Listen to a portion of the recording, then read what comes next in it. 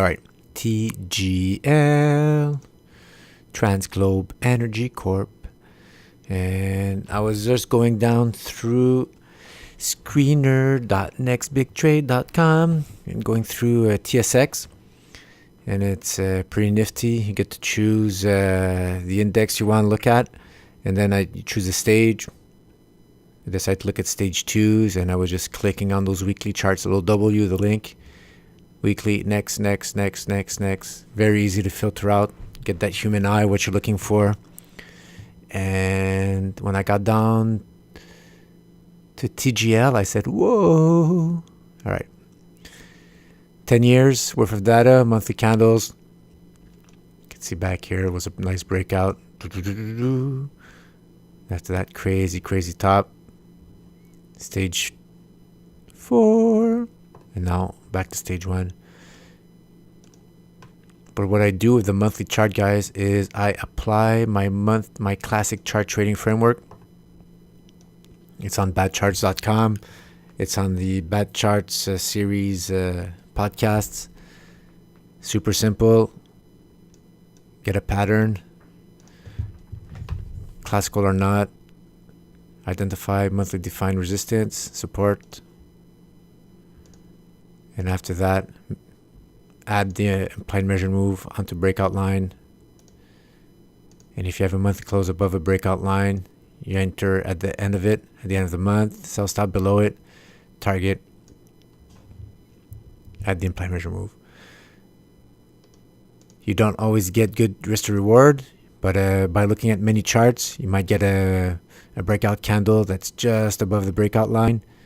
And after that, you'll enter here, and the target is the implied measure move of added on the breakout line, and you'll get a better reward. Reward, the delta between your profit limit and your entry, and your risk is a entry to your sell stop. Look at charts. That's another emotion management technique. To not feel forced to play anything, to select because you read on the board that, oh man, it's going to go to the moon when it goes on the New York Stock Exchange. When you start reading stuff like that to look for ideas, take a step back, look at charts. You know what you're looking for. You know what your framework is. It's your framework. Somebody has an idea for a ticker, fine, take it, but put it through your grinder, your framework. Whatever reasoning they have for it to go up or down, you should not really care about it. You should care about what your criteria are. If eventually you modify your framework to include the criteria that you read somebody tell you that are good criteria to select a stock, then so be it. But you got to be truthful to your framework, guys. Okay, what does this mean? Monthly candle breakout confirmed last month. 2 months ago, month of May, target reached. Where's the next resistance? It's probably here. It's what I call a wall. Previous support turn resistance. And we might have a little pullback right here.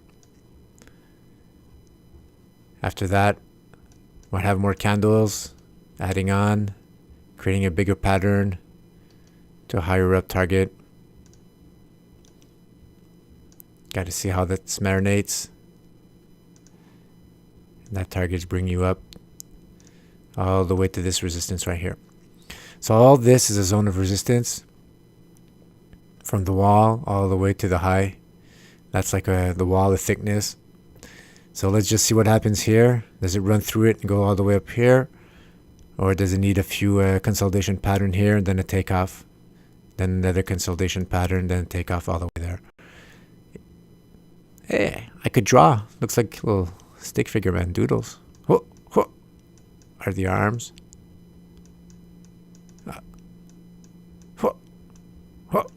Oh man, there you go. Happy face. So that's pretty much it. But you know that this is the base, and you know that you have the monthly trend going upwards. The only thing you could know now is that around the 360 level, you might have a pullback on monthly defined resistance. Let's zoom in and try to do some Stan Weinstein on the weekly candle chart. And so many episodes. I didn't think I'd be doing that many episodes of Stan Weinstein. But God, it's really, really cool revisiting that.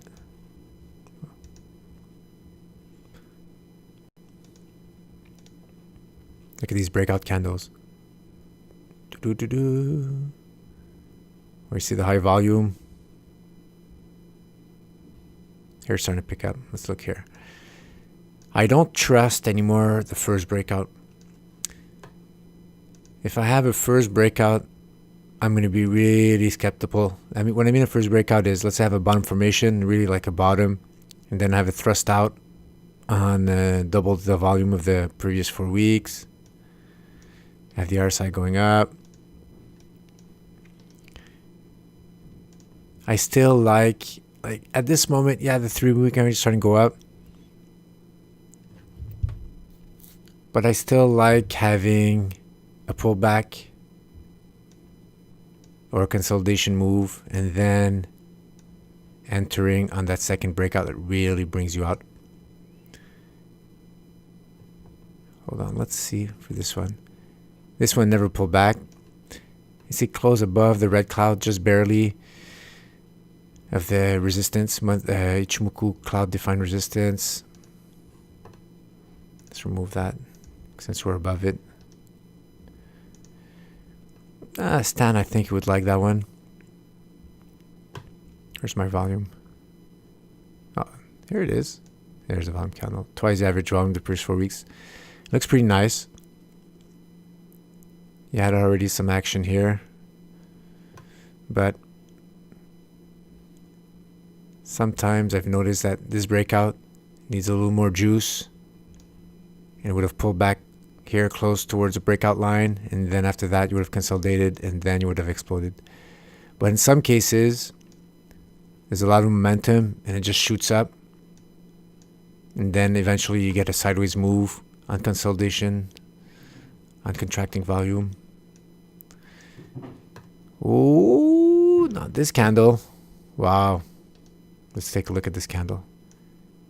See, that was a big warning sign. A big, huge red candle does not mean it's a reversal, but it does give some indication that either you're pulling back or you're going to sideways move for a while.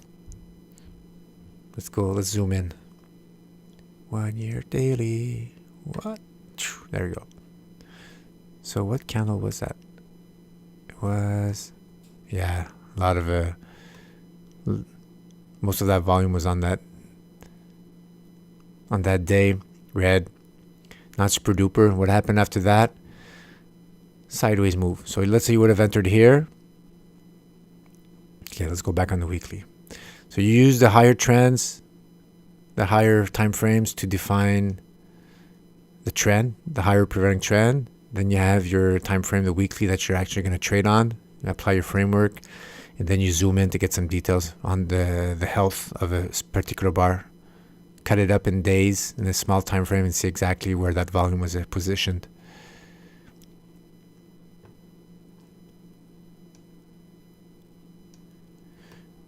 So after that, your sell stop is still down here. Let's say you would have entered here, this candle top. Investors way sell stop below the bottom of the pattern. Traders way below the 30-week average, below round number. Stan says 4 to 6%. Usually the pullbacks are 6 to 8. And just put yourself right under that. I like being outside of the box. Price action goes up. See that? Pullback. Price action goes back up. I identify using the RSI. When I see the lull, it helps clear up the noise of all these candles. Then you really see the loan going up. Stan says when there's a pullback and then the price action goes back up to previous highs, you move your sell stop underneath that lull. For traders, it'd be there. For investors, it's below the lull, below 30-week average, all the way down here. And what are we starting to see also? Use those lulls maybe to start seeing if you have points contact points to start drawing the Stan Weinstein trend line. 3 points, a break on the fourth, take half your position out. 1, 2. So we're far off yet. We have to wait till we're able to connect 3 dots. And this is the end of last week, guys. There's actually an entry right here. So there's a couple of things that are happening. Remember, we had that monthly defined resistance that we're running into.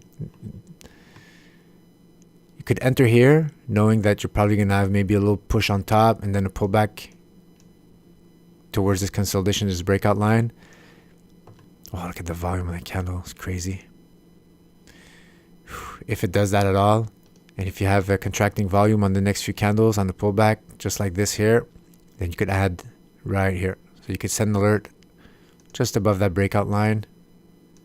So you could enter right here if it goes down here. Red, red, red candle, green. If you have a green after a red candle, your RSI is probably going to look like that. Red, red, green. You need a green candle after that last red candle to confirm that that was the lull. And you could enter here again. If you enter here, I'd put my sell stop below the pattern. Right there. So that's your risk. Position size.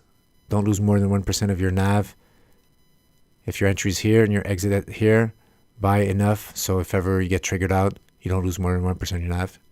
Get to sleep at night. Know that you're protected below a consolidation pattern. So if it whipsaws and the price action actually, when it pulls back and the wick goes down, it goes in. But after that, it hits all the support and the price action gets sucked up and closes up here.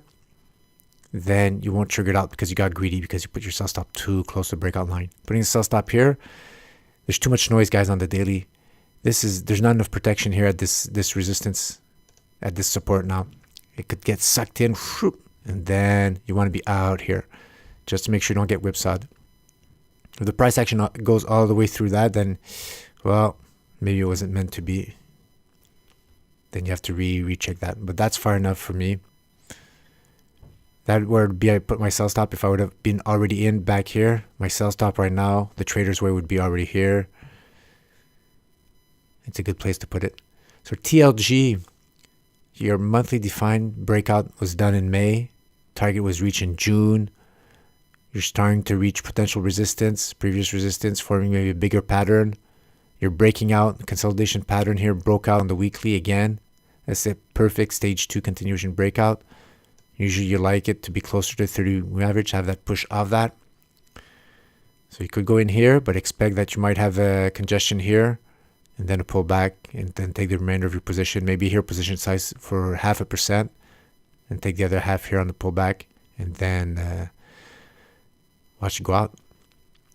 Or you could just wait for it to pull back if you want. And you get your confirmation that the pullback is healthy if it's on low volume. But this candle is crazy. I'm really curious. I want to go see. Put my marker. Let's go see what it looks like on the daily. Yeah, it was an accumulation on 2-3 days, man.